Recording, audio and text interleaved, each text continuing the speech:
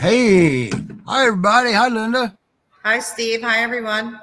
Boy, here we are, 9 p.m. Eastern Time, 8 p.m. Central Time, Saturday night. And boy, have we got a show, don't we? Yes. Boy, oh boy. And I want to get right on that. And you want to give us a little bit of a background before we come up and get going? Well, you're going to meet Betty and her foster and um, savior, Ellen, who Ellen was contacted, I believe, on New Year's Day or Eve about a dog that was in the woods just hours from death. And Ellen went and picked her up, and she'll tell you the rest of the story. So let's get right to this. We did a little video tribute to her, and we're going to play it and bring her up. Bring up Betty.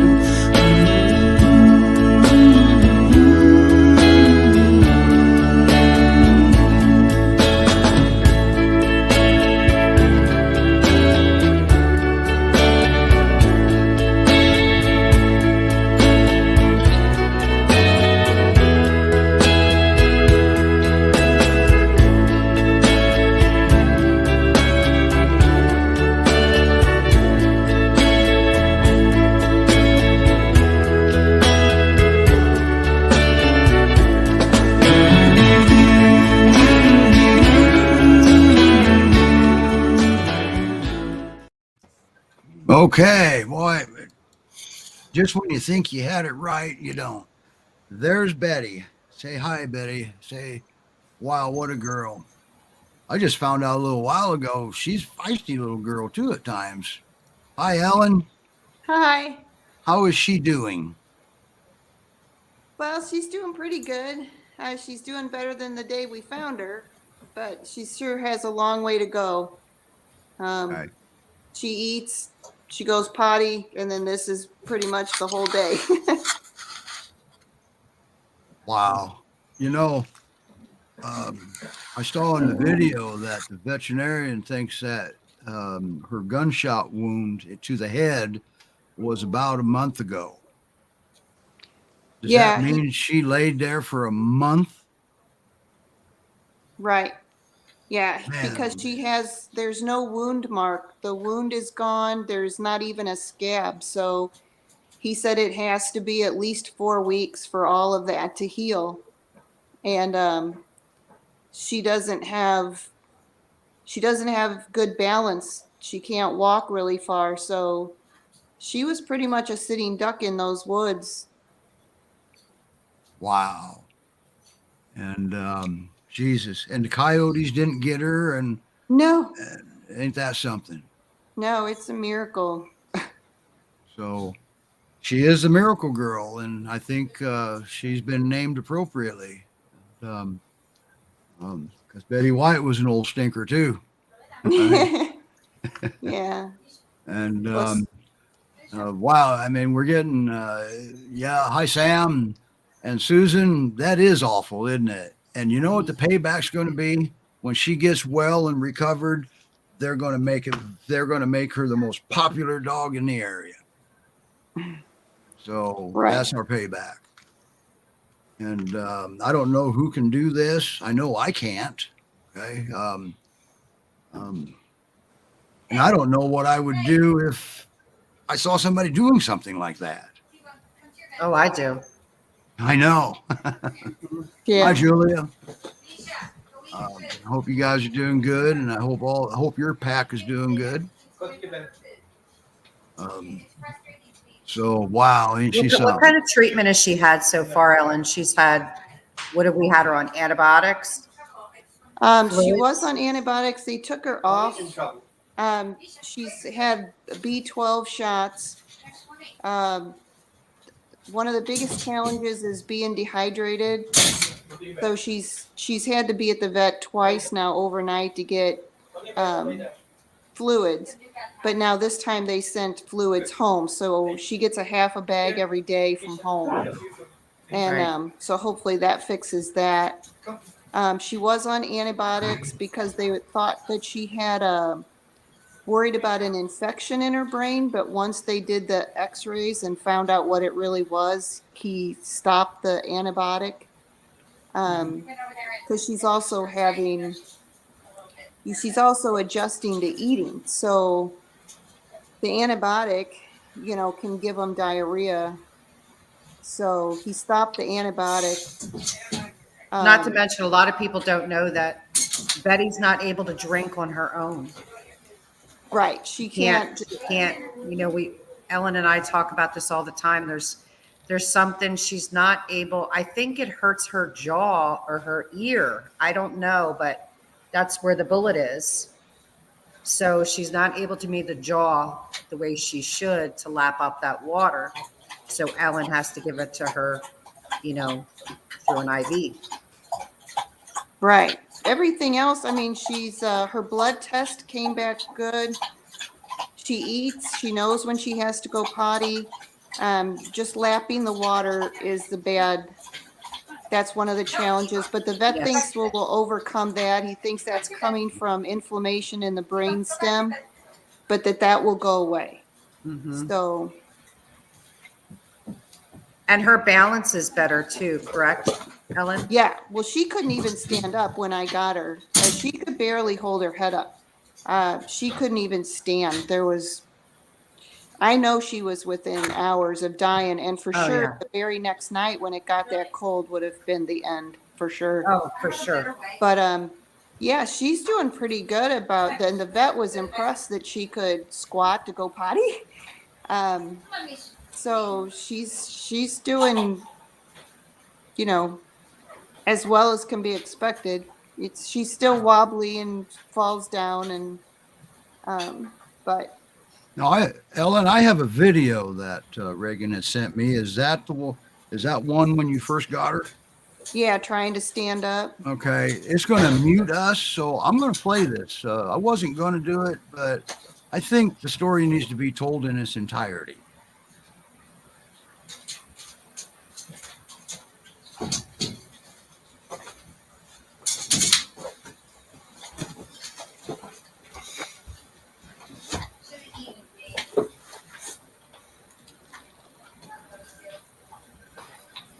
That was something.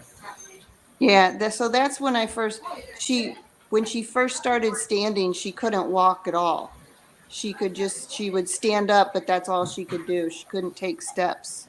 So now she kind of walks around the foyer, but like I said, she falls down a lot. And she was covered in these burrs too, wasn't she? Yeah, I got her about 1:00, and it took me until 8:00 at night to get all those burrs cut out of her. And she let you do it. Well, yeah, she didn't have much choice, did she? Yeah. She's been really sweet with me. She's pretty much let me do anything I need to do, except for the medicine. That's how we figured out. I was trying to put medicine in her ear, and that was the only time that she started trying to whine or cry or bark. And then I went back to the vet and said something's wrong with her ear, and that's when he took the x-rays and found the bullets. Oh boy. Wow. Are the bullets removed? Pardon me? Are the bullets removed? No, she has shrapnel in her brain. There's like three larger pieces and then a bunch of little bitty pieces. But the vet said they seem to be in the top of the brain. Like critical thinking parts and stuff. So hopefully it's not any place where, like I said, her blood test came back good, and other than being able to lap water, the only other thing I notice is I think there's a vision issue. I'm not sure if that'll correct itself or if that's from one of those pieces. She can see. I know she sees me when I walk in. but I don't think it's 100%. Great Pyrenees Rescue of Montana wants to know, well, I don't know about exactly, but she wants to know where you guys are. Aren't you west of St. Louis? Yes, Okay. About how Yeah. far? 30, 40 we're miles, about aren't you? 60 miles. 60 miles west of St. Louis. Yeah, Okay. And where they found her was only about 20 to 30 minutes from where you even live, huh? right. Okay. For those of you that Ellen, she has a rescue that she kind of saves animals. Not like this usually, but none of it's just like this very often. But Oh, thank God. and Sam, we hope she recovers from this too. The doctors are pretty optimistic, right, Ellen? Yeah, so far, the vet that I'm working with, he's 100% thinks that with some care, he believes that it takes about 8 weeks for the body to recover and adjust to some things. So he's 100% on board with we need to just take care of her for about 4 to 8 weeks and see what gets better, and then from there maybe we need to go get tests and see what we can do with, if anything can be done with the shrapnel. Wow. Wow. Oh boy. Hi, Mari. Mari, she went live with us a while back from the road when she was doing some transport from California to Montana and then by way of San Diego. So she's a friend of everybody's. Now, what are you going to do with her when she gets all healed up? Is that a stupid question? I don't know. Right now, all I can think about is her getting better. Okay. The goal will be whatever's best for her. I like that. We're not taking any applications for her. We've had so many messages about people wanting to adopt her. She's still so far from that. It just, Yeah, she's she got has a long very road to long get better, road of and recovery. then Well- I think she's got a purpose. She must have a purpose. I mean, it's a miracle she survived being shot. It's a miracle she lasted in the woods. It's a miracle that these people found her where she was. So she must have some purpose. We'll have to figure out what that is when she gets better.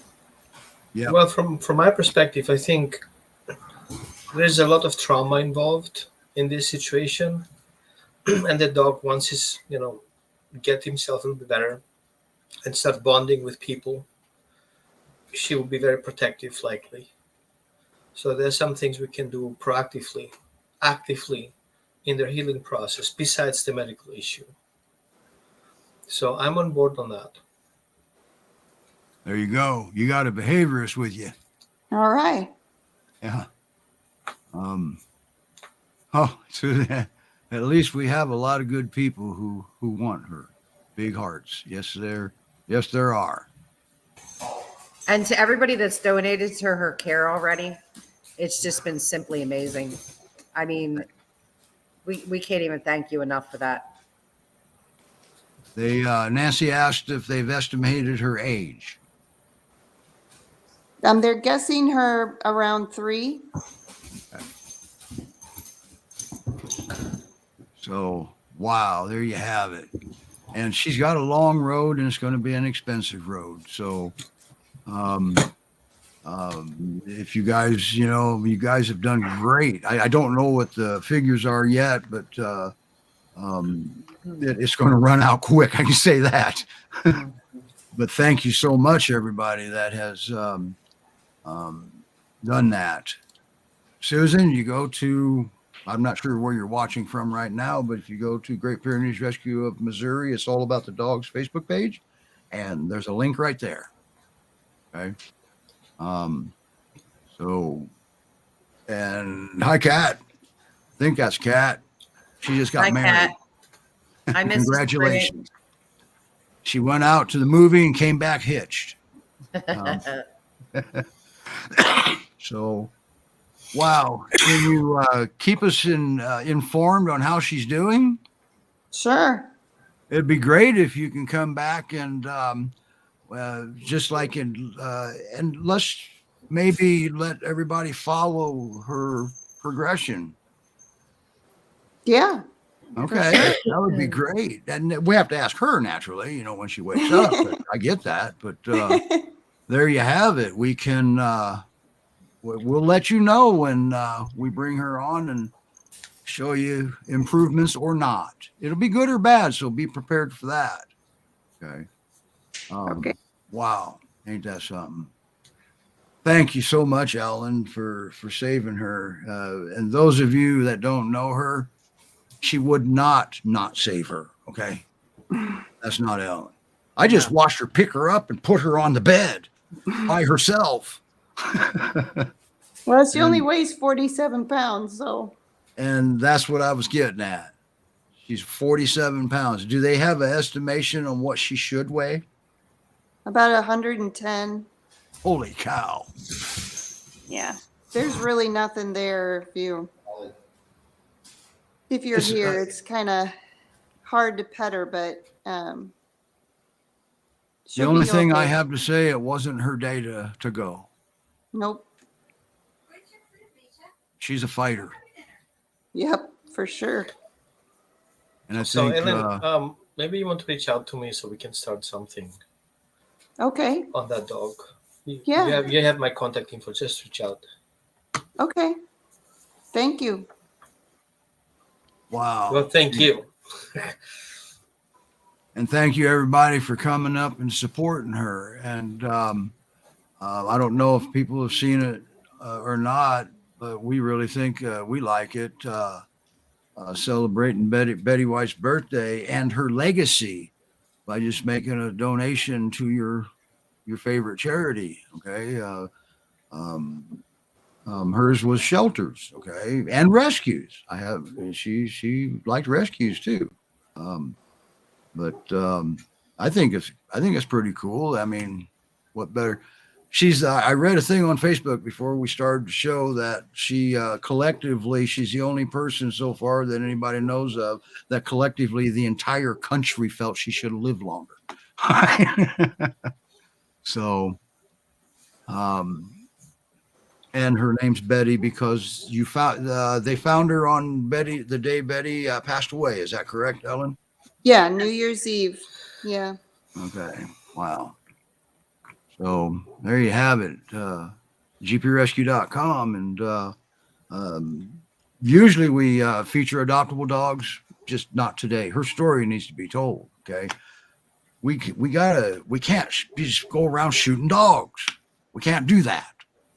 And because whoever did that's got a higher power to answer to. Okay. That's just, what could she have possibly have done to deserve that? Nothing. Yeah. So anyway, I better read these comments here. What do we have from everybody? Oh yeah. Sam, yeah, we're all thanking her too. Okay. And I agree. Her name is perfect. It is absolutely. So, wow. Thank you, everybody, for joining us. And boy, we've got some good talking points, too. A good talking point, and it's firsthand experience with our own founder here. And Carol says, somebody says, thank you, too, Roman. That would be Great Pyrenees Rescue in Missouri. So all of us, thank you. That's how that works. So, wow. All right. Well, she looks like she's going to be a movie star because this isn't bothering her a bit, is it? No. I think we have a new co-host, Linda. We have Miss Betty. She can take Ellen, over. Thank you so much. And she's got quite the following already. Yeah. All right. Well, we appreciate the prayers. Yeah. I mean, wow. What she's gone through and she's still here. The only thing I can say is in my own mind, when she saw those people out there that found her, what does she think, you know? And my wife thanks you too, Ellen. Okay. So, um, so anyway, we're going to move forward. And what a day! Boy? I'll tell you, what a day that day was, wasn't it? So, and now, how long? Okay, I do have a question. I can't type it. How did you find out about her? They called. The people were there. It's their family farm, and nobody lives there. They just go there on the weekends, and they were four-wheeling.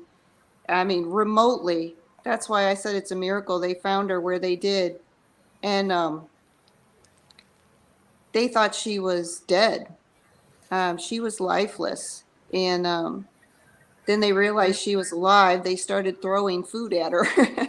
Oh boy! Anyway, they called, and I'm really we don't have animal control out here, so I'm really the only rescue in this county, and so they called, and I went.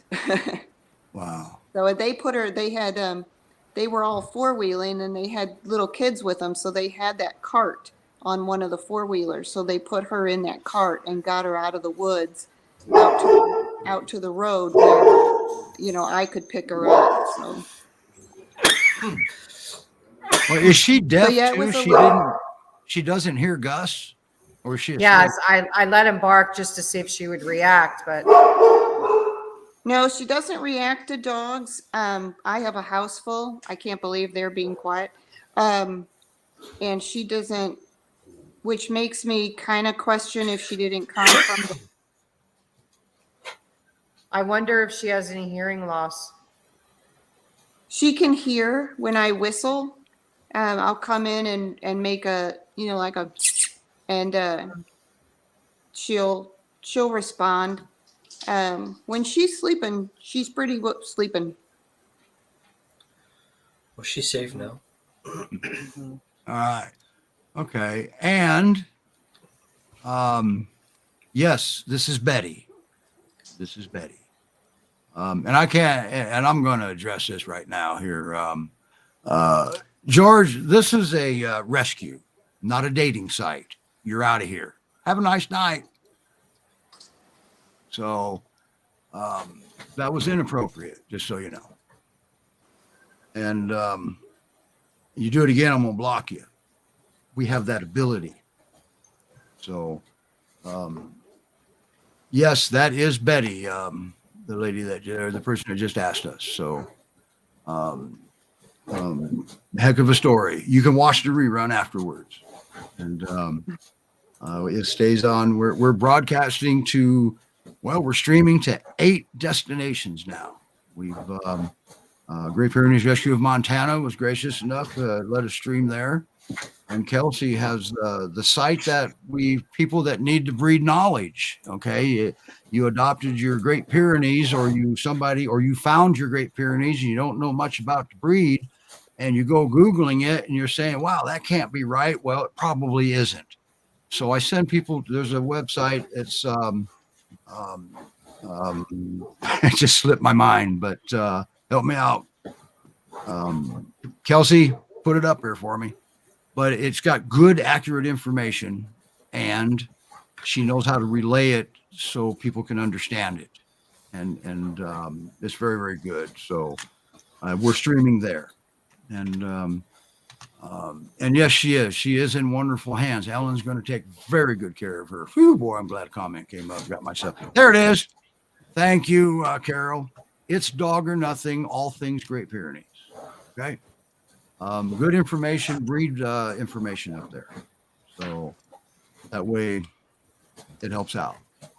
If you know your breed, that really helps out. I used to tell people, if you're going to get a purebred dog, buy the instructions too. So anyway, thank you, Ellen. And I'm going to take you down to the green room, and because, well, Betty's a distraction. Well, thank you. Thank you for And everything. we're going to try to get Sam on here. And Sam is a faithful follower of Great Pyrenees Rescue of Missouri. And providing he's okay on this side of the camera, right? Because I'm not. And yeah, and I think she will. We're hoping she will. And if she doesn't, just like Ellen said, whatever's best for her. That's what this is about. It's what's best for the dog. So, all right. Okay, everybody, we're gonna let Miss Betty get rest in peace here and get some sleep. And Ellen's had a long day too. So you got to be beat by now. The way you pick her up, move her around. Holy crap! Don't piss that lady off. Excuse language. All right. Thank you, Ellen. Okay, thank you. Thanks, Bye. Ellen. Man, oh man, I'll tell you what. That is wow. Hmm. That is a determined. That dog was. It was not her day. So, all right, everybody, don't forget that we need these donations. If you remember right, we just had parvo. We had 3 litters of puppies, bam, bam, bam, right in a row, just about, and that'll drain just about any rescue. And Yeah. the rescue relies Especially on when they have donations. parvo. Yeah, and nobody here gets paid. All the money goes to the dogs, and then some. All right. So, wow. Now, I wanted to bring up too. By the way, we're going to do something again, and because we didn't do it last week. Anybody remember this? We're going to do our giveaway after the show, or when at the end of the show. Martingale collar, brand new tags. So hashtag GPRM, put it in the comments, and it enters you into the drawing software, which you'll get to see when it's time to do the drawing. So, all right, let's move forward. Linda, you've been having a little bit of issue with your pack, haven't you? What's going on? You just moved them to Great Pyrenees Rescue of Missouri's headquarters, and they don't like it? Yeah, but they don't know that. Oh. No, they've been having a difficult time. You got to remember, we left our home in Galloway where they were raised into a temporary rental that was half the size of our home in Galloway. Oh, wait a minute. So they've been moved twice in And a this period is of their time. third time. Yes. So some are doing better than others. Like little Ollie, the little pitty over here. I really think she could move 25 times. It wouldn't phase her in the least. She just had a litter of cane corso puppies. Yep. Yeah, Probably. nothing bothers this Yeah. kid. Gus is the one that was having the most difficulties. Peeing everywhere, panting, pacing, attacking his brother, just having a really, really hard time. So I established a routine for them that was most like what we had in our other home. But it's very different here. There's no fencing up yet. These dogs are used to being able to go out to a yard and play and run. Now they're on leashes and being walked. A whole different surrounding, so yeah, they're having a really, really rough time, especially my Gus. And when he gets very, very stressed, he gets colitis, stress-induced colitis. So I'm keeping my eye on that too. But the peeing everywhere. That's a brand new house, isn't it? Panting. It's brand new construction. And that's frustrating, because you're walking around and, he's got a pile of pee on new furniture and new flooring and new walls and, Well, it's the first thing she said to me. It wasn't that. She's worried about Gus. Yeah. Because he doesn't do that normally. No. Mm-mm. I feel so bad for them, because they're turned upside down. I'm trying to, this is new for me. So they're getting that stressor from me too. I lived in New Jersey. Here I'm in Missouri, whole different culture. I mean, I'm in a civilized neighborhood in the middle of the woods, so it's hard for me to adjust and have them adjust too. So I'm establishing routines for all of us. And that's a Well, good you thing. guys- That's very, very good. Routine is a good start because the Great Pyrenees relies heavily on stability and structuring. Okay. Mhm. Well, I mean, when you move, you just destabilized them. And now there's also Samuel has been there, living there, and now he's kind of beside himself too because He is, because all this is these his new property people, that he guards. and now he has to share it. He's got all these other ones on here too. And Steve, you were on video with me the other day when I walked away at least 100, 150 yards, and he was locked in, zoned in on Gus and I, just staring. And the only thing we're not sure broken about, days. the only thing we're not sure about with Sammy is why, because he's been in New Jersey and he's been, he knows Linda's mom, and we'll find out why, because Roman just raised his hand, and I like that. When Roman raises his hand, I shut up. Well, the table, No, the it's floor not. is yours. So you both, or the whole family, is going through a so-called relocation stress syndrome. Not many people know about it, except if you have elderly people who go into special care. This is a very common for those people who live their regular lives and all of a sudden they end up in hospice care. Now, relocation syndrome also applies to dogs, because all of a sudden dogs being displaced, coming in a new place. It's also specific for rescue who change houses. And we have to see the dogs are not migrating animals. They're very local. So they have a specific territory and they're not leaving that territory because that is ensured food. So there's an entire concept to create your territory and not letting anybody in or out of that, which makes you feel safe. So if dogs being displaced or moving to another place, there's a series of things that are going to happen. Depression, sadness, excessive barking, despair, confusion, indecision, apprehension, anxiety, restlessness, sleep disturbance, dependency or codependency, distrust, withdrawal, isolation, loneliness, negative feelings to strangers, being upset, resistance. Okay, stop.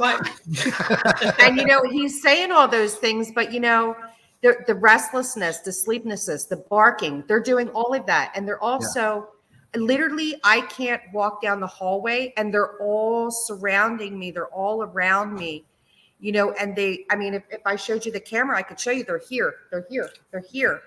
They're no matter where I am, it doesn't matter. And my husband said that when I left the other day and I went to the store, these dogs had a hard time when I was gone. I mean, like they were just out of sorts. They didn't even know what to do with themselves.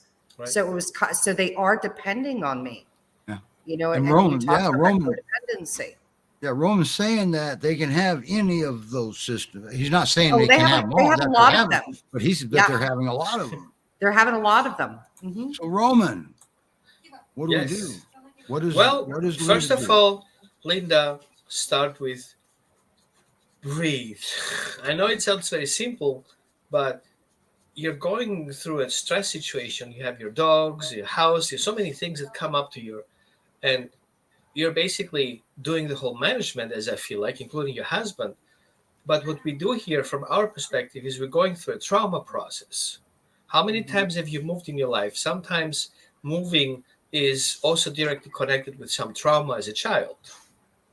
And so these things come up, and it's a period of time where those trauma come up to surface for healing. Now, we have to heal from these things while the dogs are sponging from our emotions and also trying to tune into that. And so we become basically the anchor of that family, and all the dogs refer to us in that crisis because they have a crisis. I don't know if any one of you have moved with a child and the child suddenly loses his friends, the school, there's frustration, there's anger, right? And so all these things come together. So I say, breathe. Literally do some breathing exercises to calm yourself down and try to manage it, getting grounded a lot. The other thing is keep physical exercises. And I'm not talking about packing and unpacking and moving and all this stuff, but literally going through taking individual dogs out for a walk and teach them the environment where they're living in, like help them navigate through that. Now, because you have many dogs and you have a certain routine in the old house, you already said with yourself, you already start establishing these old routines. Perfect. That's it. That's what you want to do. You want to bring it as usual, business as usual. Even if that means you have to relocate the feeding plates to the same situation they were in the old house, at least transitional, like temporary. Until then, they figure that out. See if you can get old smells back. And I know we wash things, we want to go in the new house, everything is cleaned out. But I would say, see if you have old stuff that the dogs have been in the previous home, pull these things out and help them feel comfortable through the smell. Dogs take a lot of information through the scent. Now, peeing and pooping in the house is kind of classical. It's nothing to do with dominance. Don't get that illusion. I'm not saying to you, but in general, people think that's a dominance thing and dogs pee to take over your house or something. But that's a fear response. Fear response connected to territorial fear, meaning is I'm afraid because of all these changes that somebody else will come and pick me up or take me away from there, or we have intruders coming in since we are dislocated. And so dogs will mark their safe space. So that's why as many times as possible, start creating a pee barrier around your house where dogs literally mark the areas and they feel comfortable. And I wouldn't let the dogs roaming free. I would contain them in a small little area where it's easier for them to feel safe, and then slowly expand. Especially Corsos, the female that is going through also through a post-breeding situation, post-birth situation, that she has a lot of hormonal changes coming through. So she struggled with most of them, but also the Pyrenees dogs, because they're very static dogs in that case. Oh, she had to litter of puppies last year. Yeah. So the other thing I would say, let your emotions, express your emotions. Just, I'm not saying as a friend, I say this as a colleague. Share with your husband how you feel. Let your husband share how he feels. Help everybody express these feelings. And so if we see the dog express their feelings, it's because everything is stuck on the bottom and has to come to surface. So you have to hold space for them. They're grumpy, they're angry, they're frustrated. That's okay. We don't need to feed into that, but we can say, hey, you know what? I see you don't feel comfortable. Let's go to that place. Let's isolate them. Honey, can you take the dog for a further walk, kind of thing? And start diffusing the situation rather than escalating it. But at the same time, I feel you going through this process and expressing your frustration towards your husband, or the feelings of frustrations to your husband, will release a lot of energy out of that, so the dogs have nothing to sponge on. And take breaks. Take a day off. Call a friend. Go for a coffee. It's nothing bad for having 2 hours. And I know dogs get frustrated if you're not home, but they should learn that's business as usual. So keep the routines you're doing already. Try to avoid negative things. And I know you have guys construction going on in and out. If people come into the house, they need to literally going through an education process, what to do and what not to do. They have to call you before they start the machine. They have to, if they do a repairs or something, you need to be aware at least 30, 40 minutes before they arrive so they can make arrangements. One other thing that will help you a lot is white noise generation in the house. Get one of those good quality sound machines. I sound like a 70s guys. Those, how you call it, white noise machines, and literally make noise. So everything else that outside of the house is kind of calmed down so the dogs can hyper focus on stuff. And I would say also spice it up a little bit. You can use herbals, and I know some people are not so into holistic stuff. I am, and there's a variety of things that we can do. I'm gonna make you a list things that you can help your dog to calm themselves down. And at a good time, new place, new skills to set. See if you can get somebody to help you do a little bit more extra dog training. Get these dogs back to the old good habits they had. That was kind of in a quick overview. Linda does very well with knowing this breed. And she kind of is overwhelmed because she moved 4 of them and there was one already there. And most of them are not small dogs. and the overwhelming, and plus her emotion too. I get it. I do. It was a lot. And Yeah, it is a lot. And I know I'm frustrated most of the time because I want them to have everything that they had, instantly. But that's not the case, and I have to make do for what we have. But it's just a whole different, everything's different.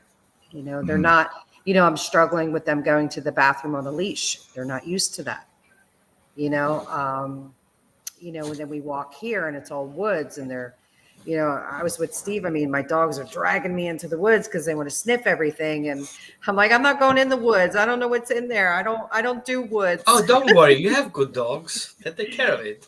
Oh yeah. They'll take care of it for sure. But I will say this, they have gotten a lot better. We'll be here 2 weeks on Monday. And you know what he was doing? He was peeing on boxes and bags. If there was a box in the middle of the floor and you were emptying it, he would walk around and he would pee on it. If you had a trash bag full of, things that you were just throwing away, he would pee on the bag. So that's pretty much what he was doing that way. But I have noticed in the past couple of days, there's a lot more play.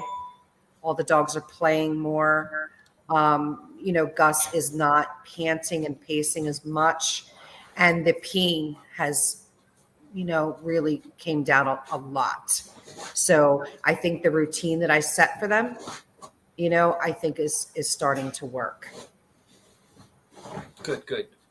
and it does. Okay. Because it does. It works. So, and yes, now we just found out that YouTube actually has a white noise channel. Oh, really? Yes, right here. Oh, you want to say hi, honey? And I did not know that. So, now you said that don't let him run. So not having a fence yet in this particular situation is going to work to her advantage. Then is that what you said? Were you asking me that, Steve? No, I was asking Roman. Oh, Roman. I would say not off the leash. Like, no way. Mm-hmm. Oh, No. I agree. Until the fence is up. Even if that means when I moved here, I have the same issues with you. I moved like 3 times from a stable house, from Texas to Phoenix, from Phoenix into the RV, from the RV to Eugene, and from Eugene to other cities. So we have been through a lot of changes, and my guys are seniors, and they go even harder. All my dogs have PTSD. The best one has PTSD from Hurricane Sandy. Everything that makes noise shuts him down, kind of thing, right? And so one thing that helped a lot is work consistently on all the individual triggers. And you run also a rescue. I don't run a rescue, just on training sessions. But it was a lot of work for me because I had to work in individual dogs, each things. So I would say, I know you have done it already, just for people who are listening, who are going through the same process, make a list, and for each dog a list, and write down all these individual triggers, because you need to start working on them. Because if you don't work on them, that settles in and that becomes a new habit that you didn't have before, right? Mm-hmm. Now, one dog will freak out because the AC, the other dog will freak out because of the echo, the other dog will freak out because of the alarm system kicking in if the back door opens, beep, beep, beep, kind of stuff, right?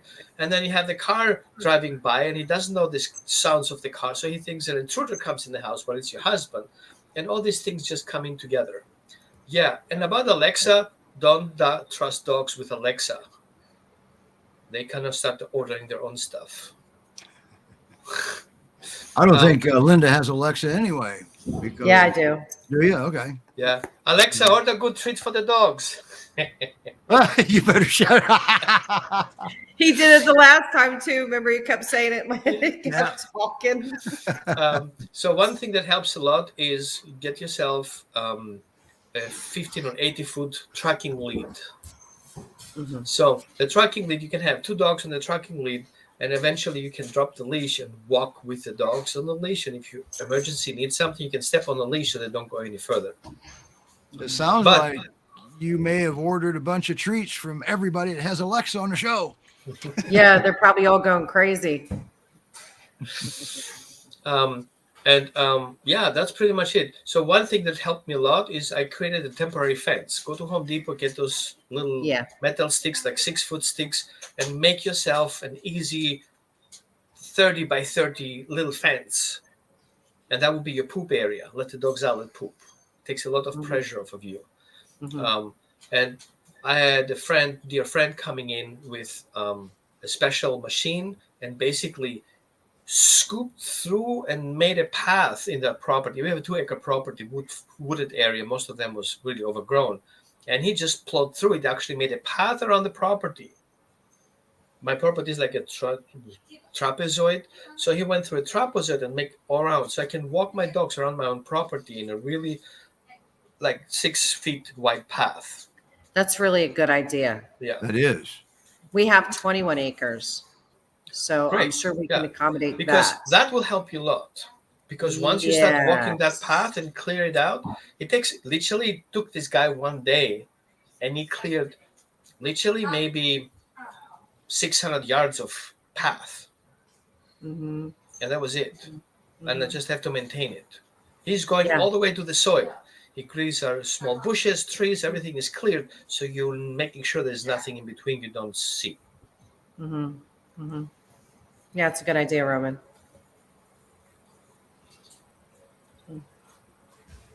Well, so don't forget hashtag GPRM, and you have we'll give away a martingale collar tonight.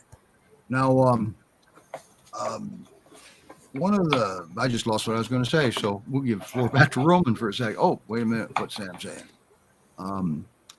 Was a video on YouTube under anxiety music for dogs. And it could just be just any music. The TV could do this too. When I sing to my dogs, they calm down. They're the only ones that calm down, but they calm down. And you rile your husband, right? And your kids. But hey, as long as the dogs like it. Yeah. You can use one of those diffusers. Yes. From the store, put them in, plug them in. Multiple house. You have a big house. I think they're working for about 900 square feet. T-Bone. 900 square feet. So you want to make 3 or 4 of those. Get a family pack. We have 2 bottles on that, and you want to have individual plug-ins. So you need 3 sets, new sets. So you distribute to the house. They help a lot. Okay. But I'll send you a list about that. I remember what I was going to ask. The relocation syndrome. No. Go to your bed. I'll wait for that. Anyway, the relocation syndrome that Linda is really experiencing here. Can foster dogs experience this also when they move to an adopter? Okay. So. Sure. And it's handled one dog at a time, I take it. Yeah, I mean, not to mention too that it's a lot for the dogs that came here, but it's also a lot for Samuel who's been here. Yes. So we can't forget about him. It's a lot. It's a change for him also. His whole routine has changed. One thing that my wife did also. When I was out of the house, she called me and we would have a chat on the speaker. And I would tell my dogs what to do. Go to your bed. She's like, oh, he's going to his bed. I'm like, okay. So they think like, oh, he must be somewhere around here. I don't see him. He must be here somewhere. Helps a lot. Yeah. And it does sound like we fosters sometimes can do this. All right. Actually, fosters all the time do this when they move to it. There's some sort of anxiety that goes on because you destabilize them. Okay. So, which is why we have the transition periods of going to the new home. And what do we do about it? It depends on what the dog at the time needs. Okay. Because those needs will be different. So, wow. That's a lot. She moved 4 dogs and had 1 here. Am I correct, Linda? Yes. And didn't quite have the furniture ready yet. So there was a lot going on and a lot of emotion. And and a lot going on. But you know what? They're in. She's doing this out of headquarters, so that's cool. Mhm. That's cool. We have We're here. We're here for all the Pyrenees, not just mine. That's right. That's right. She's at the Great Pyrenees Rescue of Missouri headquarters in St. Clair, Missouri. So Mhm. there you have it. And as we go along, there'll be more news coming out of there, out of headquarters, and I can't wait. I want to hear the news. So, okay. And a lot of interaction tonight, everybody. Thank you. I mean, I told you we're going to have a good show. And don't forget to type in hashtag GpRM into the comments, and you have your opportunity to win the Martingale collar. So now, and I'm seeing a lot of new faces on tonight and a lot of old faces. Now, some of the folks are with the Great Pyrenees Rescue of Montana because Carol got the word out with the people that she knows, and we've added 2 destinations. So this is awesome, and we had to have a decent show tonight because we're adding destinations, and we're getting word out. Roman is a valuable resource. Okay, he's a behaviorist that specializes in guardian breeds, obviously, and he also specializes in the trauma-driven behaviors. Okay, that's big because sometimes that's very hard to identify. Okay, Well, there is no dog without trauma. well, At least you're right. Well, I don't know unless they never leave their mama. Well, that's traumatic in itself. Yeah. Don't get me wrong, don't be afraid of a dog, okay? Because they're good. Dogs are good. This doesn't happen to every dog in the world. Well, kind of some stuff can, but these are guardian breeds. Okay, you want to be extra careful because nobody wants their dog to feel bad and be moping around, be lethargic and shut down. Nobody wants that out of their dog. And at the same time, nobody wants your dog to answer the door when FedEx gets here and the only thing left is the package. Okay, we don't want that either. So, and how do we fix that? You partner with your dog. Just start out being the dog's partner, not the alpha, not the beta, no, whatever you want to call it. Just be his partner, his mom and dad. Okay, and don't use shock collars. It's just there's other ways to do this. Okay, so it's unnecessary. So anyway, what a show. Anything else to add, Linda or Roman? No, I wasn't looking at the hashtag GPRM, but is everybody in? I mean, do we have a lot of We've got entries? We've got entries. Come on, everybody. Hashtag GPRM. We've only got 6 entries in here. I thought I saw more going up than that, but it could have been duplicates. And it won't take duplicates. It'll only take one of them. Okay. I mean, if you need a collar that bad, let me know. I'll send you one. Okay. The Martingale collar, always remember, nothing will train your dog but you. Okay. Well, some of the folks out there will understand what I'm saying. When you're walking your dog and your Pyrenees decides to hit the brakes and throw it in reverse, they can't back out of this collar. Okay? That's what this is for, safety, right? And if you need a collar to train your dog, you need to talk to Roman because he'll be your collar for you, all right? Okay, now we're getting some entries in. Okay. Yes. So, because we're gonna start the drawing here in just a minute, and boy, it was a good show tonight. It's always a good show when you don't have to have me talk too much.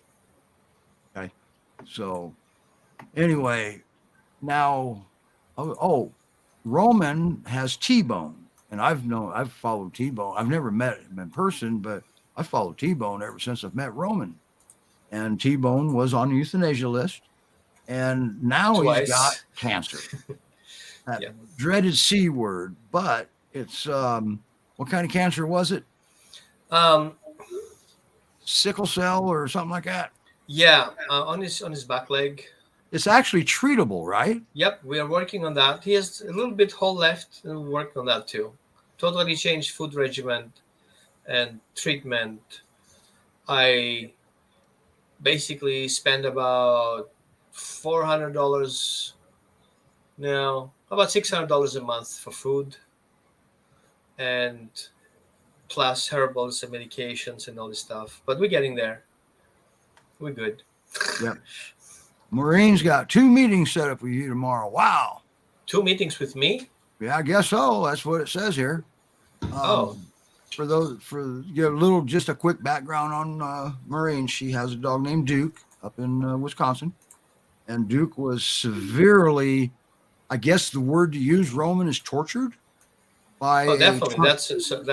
a trainer. Yeah. If you want to call that a trainer. And now that remember Roman said all dogs have trauma?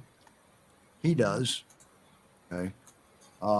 He put the shock collars up at the highest level they could go to, and he pushed the buttons, held the buttons, because the dog was didn't hungry. do what he wanted him to do. And maybe there's a possibility if your dog understands what you want them to do, they might do it.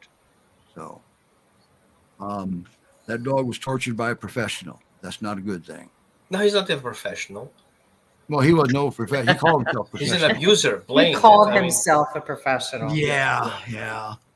and He has left town. We offered advice. Right. We offered advice and like, hey, We tried. Yeah. right? And he's like, "Phew, I know better. I have my mentor." Roman, we have a philosophy, and Roman share a similar philosophy. We don't believe in damnation. We believe in education. Okay. Yeah. And we tried with him, and apparently he doesn't believe in education that we had to offer. And we tried it separately, and Roman got blocked, and he canceled his Facebook on me. So I know all about being blocked, Roman. yes, you do. All right. We have beta blockers. Yeah, I get blocked a lot. Advice on training crate training a 10-month-old. Usually a 10-month-old. First of all, when you work with your dog, make sure it's fun. All right. Make sure your dog's having fun, and let's not overdo it. Okay. When we start overdoing training and we got more training than we do affection or fun, man, we got to step back and think about that one. Okay. Mhm. And because if it's not fun for the dog, why is he going to want to do it? Mm. Okay. So crate training, make a game out of it. That's one suggestion, right? Well, my question is, why do we need crate training? Yeah, that's my question. That is a question too. Now, I believe in crate training, but I also believe there has to be the necessity to go with it. Okay. Like a safe place to go. Your dog. Yeah, well, You that need could a be a safe place for confined. your That dog. could be a confined place where the dog can be. Yeah. A crate, Doesn't have to be a technically crate. speaking, is a system for transportation from point A to point B. So, Mhm. Yeah, This I'm is the not invention. one for crate training either, Roman. but Never I have would been. say having a kennel run, when a kennel run has a specific size and dimensions, I would say a proper size kennel run minimum would be 5x10, right? That size where the dog can actually physically turn, play around, eat, sleep, stretch, make a couple of jumps, Mhm. be able to walk. You should see the crate is basically a system of isolation and really confined space, like you Mhm. being in a shoe kind Right. of thing. And, And here's the thing, when you have a crate, what's the first thing we tell them? Don't shut the door. right? That's the first thing we tell you. Don't shut that door when that dog goes in there. A safe place could be anywhere in the It house. can be Right. behind the sofa. It could be in the bathroom. It could be in a mud room. It doesn't have to be locked in a crate. Usually the dog picks it. Okay. So, So technically speaking, I'm in my dog's kennel. That's my dog's kennel. that's right. That's the what'd you call that? The Manny house, right? Or the Manny No, shack. that's Muggsy's house. Oh, you're in your office, aren't you? Yeah. Okay. He's at the healing center outside of Eugene, Oregon. Mhm. So now, so if you want a safe place for him to go, it doesn't have to be a crate. Crates take up room, and Now, if the dog's grown up in a crate and the dog wants and needs the crate for something, you probably ought to talk to Roman. Okay. Yeah, I mean, Roman for me, I mean, a crate always meant confinement, and dogs don't like to be confined. It's unhealthy. It's exactly. In To all me, it's counts. unhealthy. Also, that's why I never did it. If it works for some people, Right. I mean, And don't take me wrong, I had to prove me wrong because I was the guy who said crate training. That's what you do. Okay. He gave me good tips on crate training too. Right. And basically, I went through my whole website and kind of changed the whole thing because I came to the conclusion, and I'm not playing the smart guy here. I looked for it. I looked up studies. I looked researches. I looked at different countries because crate training is only in the US. We don't have it in Europe. It's kind of like a US thing, right? And when I came here, and says, obviously, I have no clue, and these people are educated. Crate training it is, I guess. So I started doing on crate training. But then I researched it further. I says, who came up with a plan? Who said crate dogs are crate dogs? And who said the dogs are den animals? And I couldn't find any research that proves that. And so I started checking things out. I was like, actually, I'm wrong. I was like, how wrong am I? Like, thank God nobody else told me that, so it was easy to digest it. But it took me a while to wrap my mind around it, how wrong I was for so many years. And I changed it. There's a lot of people that's been bitten over a crate. Okay. yeah. A lot of people. So, and like I said, I'm not against it, but my question is, why does your dog need it? Now, if there's a need for a crate because of dynamic, then absolutely, Roman's going to do it. I'm going to do it. But once again, you look at there's another way. Okay, so we always look at that. Maybe there's another way. But yeah, we don't want him in jail. So Mr. Tibbs' safe place is in her granddaughter's bed when she's not there, the bunk bed, the bottom part of the bunk. Although he can reach the top, but it's the bottom part of the bunk. So side note, in Sweden and in Norwegian, they actually have a law. The dogs cannot be in a crate, only for transport and only veterinarian's office for a certain amount of time, period. And the Italians and the Swedes have actually dimensions of how small a crate can be for a dog, specific size. And actually I had to search a lot to kind of make sense because some people in New York don't have that kind of space on their own. Why would they put them? So then it actually, if you look at it closer, we see the dogs need a lot of space. They're moving animals. They're not static animals. And a dog going into crate causes a lot of inflammations, causes a lot of stress, heart irregularities, even headaches, joint pains, and dogs suffer. But then even some if they don't dogs say it, they do. See, and if a dog runs to a crate because he's scared, once again, you got to call Roman. We got some work to do with that dog. All right. I mean, don't get me wrong. We like that the dog retreats, but that's a little kind of over dramatic for the dog. This is a guardian breed. Okay. And it's funny you mentioned Italy because one of the differences we've learned between the Great Pyrenees and the Maremma is containment. Okay. They really don't like containment, all right, which causes them sometimes to not be good house pets because, man, that's a tough one with the Maremma sheepdog. And we had Chessa over here, and we gave her the entire back 16 feet of our kennel, and boy, we were worried that was not going to be enough. So, I wouldn't think any dog would like to be confined. Well, they're a descendant of the Great Pyrenees. But then again, so I mean, any breed. I just don't. Yeah. I just can't see any breed wanting to be confined. To me, it's confinement. Well, there are some that feel safe, okay, because of a sure, because traumatic it's the past. only thing they've known their whole life. Yeah. But if they had any other something else, my dogs feel safe laying next to my bed. Sure. Where my other dog feels safe in the living room on his bed, and they're not confined. That's so right. you can have a safe spot. It doesn't have to be confinement in a kennel. Right. So I mean, that's just my opinion. I've never been one for kenneling. I never kenneled. And I agree with Roman on it. I mean, and that was, I Well, came to that conclusion on my own. technically speaking, crates are for people. People feel good dogs being in the crate. There's nothing to do with the dogs. So, technically speaking, the late 50s, crate was invented by order by the Department of Transportation in conjunction with the Navy to transport dogs to war zones. Before that, they had no crates, and what they first used was crates for the garbage bins. Back in time, we had those wild animals running around, and so they had created those cages for garbage bins.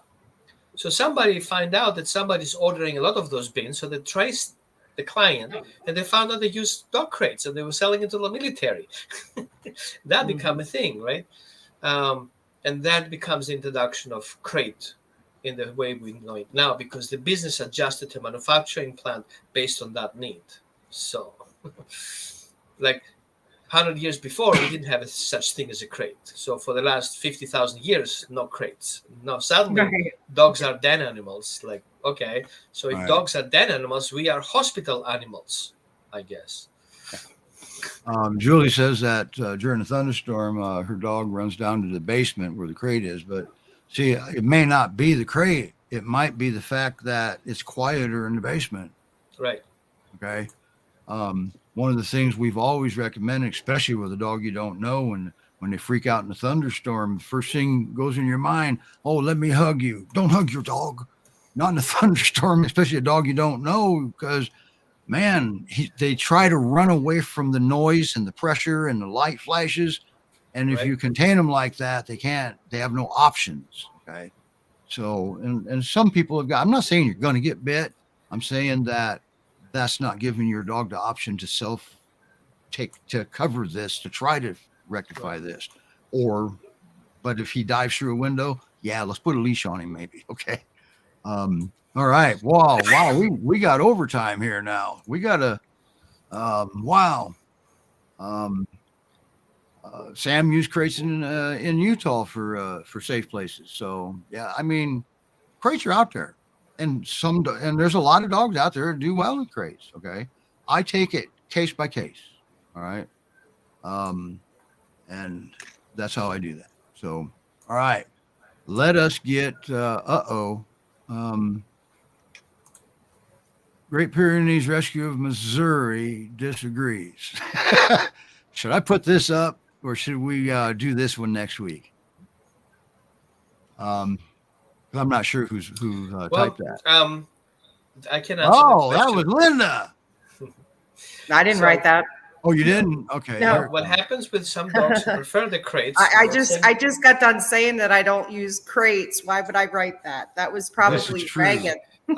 One thing that I recognize with dogs is crates, because they're so isolating, make the dogs feel not in control, which sometimes helps if dogs are overwhelmed in their place. Right. So basically, you shut them off. It's none of your business. You have nothing to do. It's like me being on a boat. No cell phone. I'm done. This is the only time I relax. Right. Well, Reagan's, we did say that when we do crate training, what's the first thing we say? Don't shut that door. Mm-hmm. And so her dog, I'm not sure which one, Murphy, I don't know what, she has so many. She got 2, right? Yes, it's 2. Yeah. And yeah, absolutely. Mine dogs go into the crate. See that Lake of the Ozarks behind me? That's really not the Lake of the Ozarks. That's a green screen. What's holding that green screen up is a 54-inch crate. Okay. The door never shuts. It's their choice. They have the option to go in there, and I've got some way to hold green screen up. Trust me. And you're right. Yes, I can do other ways. Boy, Great Pyrenees Rescue of Missouri is really talkative tonight. You see that? So who wins the collar? We're going to do it right now. Everybody ready? I missed it. I was like, wait, what? We're in overtime. Yes, we are, because crate talk, that's a hot subject, isn't it? So here we go, everybody. Let's see who the winner is. This is a pretty cool tool. And we got a new one I'm working on.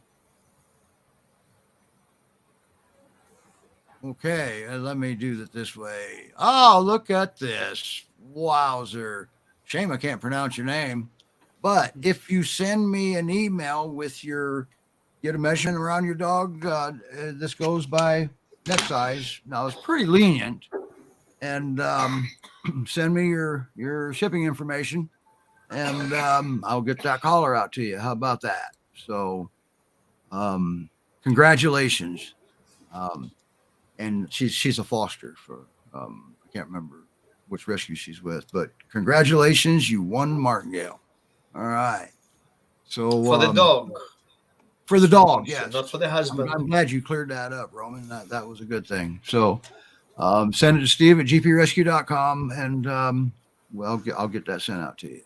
I just need the next size. I need to know if to send you, what size to send you. So, all right, everybody. Wow. What are we going to talk about next week, Roman and Linda?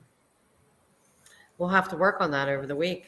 Okay, we'll do that. Roman's already rubbing his hands. He's already got something going on, and he had a good show. A lot of good ideas. Yeah. Yeah. Well, this Very, morning, very controversial relocation ideas. stress. Yeah, you always go for Rabies, miasm. There you go. Oh. Oh, Roman just got excited. Roman's tail's wagging. Roman was born speaking dog, I think. All right, everybody. We really had a lot of fun tonight, and that's what this show is supposed to be about: is having fun. Okay, and that's what we're going to keep doing. Thank you, everybody that's donated to Betty's Care. And don't forget the 17th, Facebook, it says that they think or somebody on Facebook, and I agree with it. On the 17th, let's make a donation to your favorite charity. And if your favorite charity is Great Pyrenees Rescue of Missouri, by all means, let's make a donation, because we've got you a link there to donate to Betty's Care, because that's going to be ongoing. All right. Yes. And she's going to need all the help she can get. She's going to need a lot of care. And Ellen's willing to bring her up with progress reports. She did great too, didn't she? Yeah.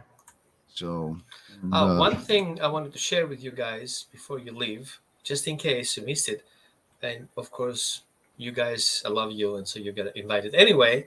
I have a workshop tomorrow, 3 p.m. Pacific time. Is it okay to share the link in the comments? Sure. Yeah. Absolutely. Because you just have to take time to join. That program is basically geared towards aggression and how to heal aggression. So instead of punishing, hurting, pushing, poking, and shocking the dog, you can actually heal your dog from aggression by using alternative behavior healing methods. Very advanced workshop. It's a 3 hours workshop. So get your snack, get your beer, your wine, whatever you want. And if you cannot make it, you can still have a copy of the replay.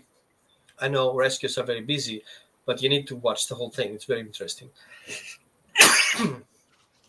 And it looks like the caller is going to Peru. Awesome. Yeah. Wow. And read that. She's a foster for Great Pyrenees Rescue of Montana in Peru. They have a broad reach now, don't they? Yes. Right. She was a foster that had international. She had to go back home to Peru on business. Oh. So, and I've talked to her, and I told her, I said, man, we need you to come back. So, because, man, it's hard to get a dog down to Peru and then get it back for adoption. All right, everybody. Thank you for all right, guys, for supporting us. Bring down the Pyrenees, get back a llama or something like that. I don't know. There you go. There you go. All right. Everybody, see you next week, I hope. See you next